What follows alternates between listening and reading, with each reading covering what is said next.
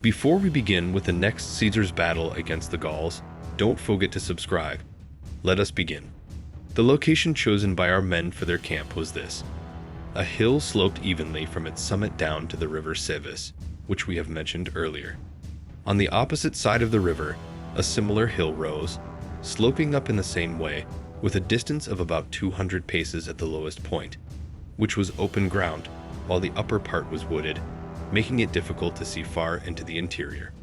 The enemy was hiding within these woods, and a few cavalry posts could be seen in the open ground along the river. The river itself was about 3 feet deep. Caesar sent ahead his cavalry and followed with all his forces.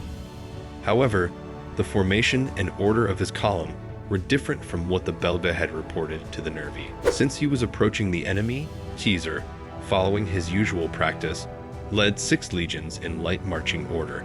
Behind them, he placed the baggage of the entire army, and then the 2 legions that had been recently recruited, which formed the rear guard and protected the baggage. Our cavalry, along with the slingers and archers, crossed the river and engaged the enemy cavalry. When the enemy repeatedly retreated into the woods to their own forces and then charged out again to attack our men, our troops did not dare to pursue them farther than the open ground extended. Meanwhile, the 6 legions that had arrived first began to fortify the camp. When the first part of the baggage train of our army was seen by those who were hiding in the woods, the enemy, as they had agreed, suddenly rushed out with all their forces and attacked our cavalry. Easily driving them back, they ran at incredible speed towards the river, so that almost at the same time they were seen in the woods, in the river, and upon us.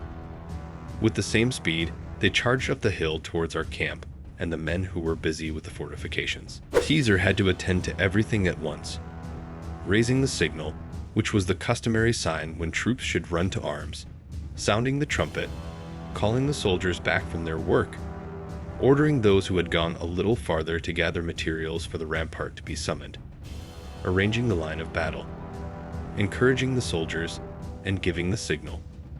The shortness of time and the enemy's sudden attack hindered much of this. 2 things helped in these difficulties: the knowledge and experience of the soldiers, who, having been trained in previous battles, could decide for themselves what needed to be done as conveniently as they could be instructed by others, and the fact that Caesar had forbidden the individual legates of each legion to leave their assigned positions until the camp was fortified. Because of the proximity and speed of the enemy, they did not wait for Caesar's command, but carried out what seemed appropriate on their own. Caesar, after giving the necessary orders, ran to encourage the soldiers and, by chance, came to the 10th Legion. He encouraged the soldiers briefly, reminding them to keep the memory of their former valor and not be disturbed in spirit, but bravely withstand the enemy's attack, as the enemy was no farther away than the distance a spear could be thrown. He gave the signal for battle. He then went to another part to encourage the soldiers and found them already engaged in the fight. The shortness of time and the enemy's resolve to fight were so great that there was no opportunity to adjust the standards or even to put on helmets and remove the covers from the shields. Each man, as he had come from his work and whichever standards he first encountered, stood there so as not to lose time looking for his own unit. The army was arranged more by the nature of the location and the necessity of the moment than by military strategy and order, as the different legions resisted the enemy in different parts, with dense hedges, as described earlier, blocking the view, preventing a clear placement of reserves, and making it impossible to determine what was needed in each part or for a single commander to manage everything. Thus, the outcomes varied greatly due to the unevenness of the situation. The soldiers of the 9th and 10th Legions, positioned on the left side of the line, threw their spears and quickly drove the exhausted Atrebates who had come to face them from a higher position into the river, and pursuing them as they attempted to cross, killed a large number of them while they were hindered in the water. Without hesitation, they crossed the river themselves, advanced into an unfavorable position, and renewed the fight, driving the enemy back in flight.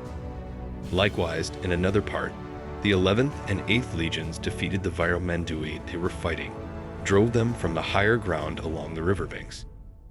Meanwhile, nearly the entire camp was exposed from the front and left side. The 12th Legion and the 7th, stationed a short distance apart on the right wing, were attacked by the concentrated forces of the Nervi under the command of Agnatus, who held supreme command. Part of the enemy began to encircle the legions from the open flank, while another part aimed for the top of the camp. At the same time, our cavalry and light-armed infantry, who had been with them and were initially driven back by the enemy's first attack, were retreating towards the camp, but encountered the enemy and fled in different directions again. The camp followers, who had come out from the back gate and the top of the hill for plundering, saw our victorious troops crossing the river, and when they looked back and saw the enemy in our camp, they fled headlong. Meanwhile, the clamor and noise arose from those approaching with the baggage, and many, terrified, scattered in different directions. The Treveri cavalry, who had a remarkable reputation for bravery among the Gauls and had come to Caesar as auxiliaries, saw the camp filled with a multitude of enemies, the legions under severe pressure and almost surrounded, and the camp followers, cavalry, slingers, and Numidians fleeing in all directions. They, despairing of our situation, hastened home, reporting to their state that the Romans had been defeated and routed, and the enemy had taken possession of their camp and baggage. Caesar, having moved from the 10th Legion to the right wing, saw his men being hard-pressed and the standards of the 12th Legion gathered in one place, with the soldiers so closely packed that they were hindering each other in the fight. All the centurions of the 4th cohort had been killed, the standard bearer had been slain, and the standard lost. Nearly all the centurions of the other cohorts were either wounded or killed, including the 1st centurion P. Sextius Baculus, a most valiant man, who was exhausted from multiple severe wounds and could no longer stand. The rest were becoming slower in their fight, and some of the rearmost, abandoning the battle, were retreating and avoiding the missiles. The enemy, attacking from both the lower ground in front and the flanks, pressed hard, and the situation was dire, with no reserves to send in. Caesar took a shield from a soldier in the rear, as he had come without one, and advanced to the front line. He called the centurions by name and encouraged the rest of the soldiers, ordering them to advance the standards and open up the ranks to allow them to use their swords more easily. His arrival brought hope to the soldiers and renewed their spirits, as each man, in the sight of their commander, was eager to show his valor even in such extreme circumstances, which slightly slowed the enemy's advance. Seeing the 7th Legion, which was positioned nearby, also being hard-pressed by the enemy, Caesar ordered the tribunes to gradually bring the legions together and turn their standards to face the enemy. When this was done, each man supported the other, and they began to resist more boldly and fight more bravely, no longer fearing being surrounded by the enemy while turned away. Meanwhile, the soldiers of the 2 legions that had been guarding the baggage at the rear, upon hearing of the battle, hurried forward and were seen by the enemy on the top of the hill. T. Lavinus, having taken the enemy camp and observing from the higher ground what was happening in our camp, sent the 10th Legion to assist our men.